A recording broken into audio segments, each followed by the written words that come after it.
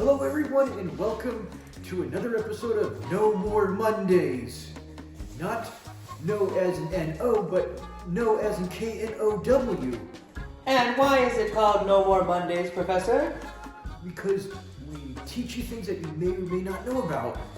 Yeah, and it's Monday. So over the last few weeks, I've learned so much. Like last week, we learned about Clara Barton. And I also learned that March is Women's History Month. Right? Exactly. So, Professor, what woman are we going to talk about today? Today we're going to talk about Harriet Tubman. Woo! Harriet Tubman! So, tell me about Harriet Tubman.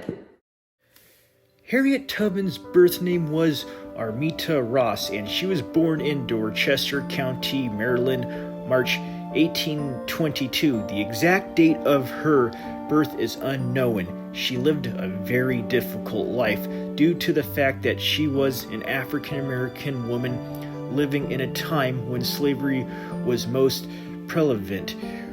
When she was just a child, she was hit by an overseer with a heavy weight because she refused to restrain a field hand who left his plantation without permission. These were very difficult times. She suffered severe trauma from the event and experienced headaches and seizures for the rest of her life. During those rough times, she would pray, asking God that the owner would change his ways. Harriet Tubman is known for her bravery, and she was an activist in the movement for women's suffrage. She escaped slavery in 1849. However, during her 10-year span with the help of the Underground Railroad, she made 19 trips back into the South and escorted over 70 slaves to freedom, including her friends and family. She would never be satisfied with just her own freedom, knowing her loved ones and those she cared about were still enslaved. During the Civil War in 1863, she found new ways to fight slavery.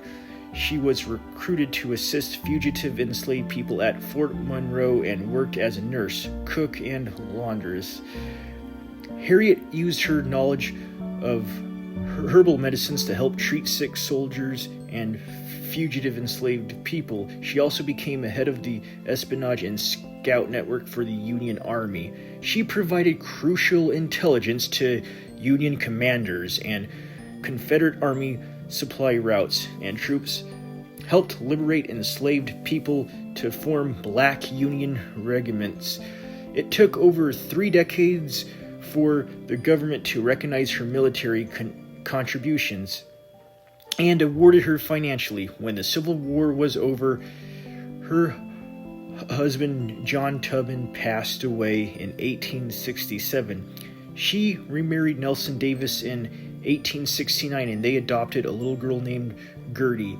A few years later, she always lived her life with an open-door policy for anyone in need. She supported her philanthropy efforts by selling her home-grown produce, raising pigs, and accepting donations and loans from friends. In 1896, she purchased land in Auburn, New York, and she opened the Harriet Tubman Home for aged and indigent colored people. She passed away from pneumonia on March 10, 1913.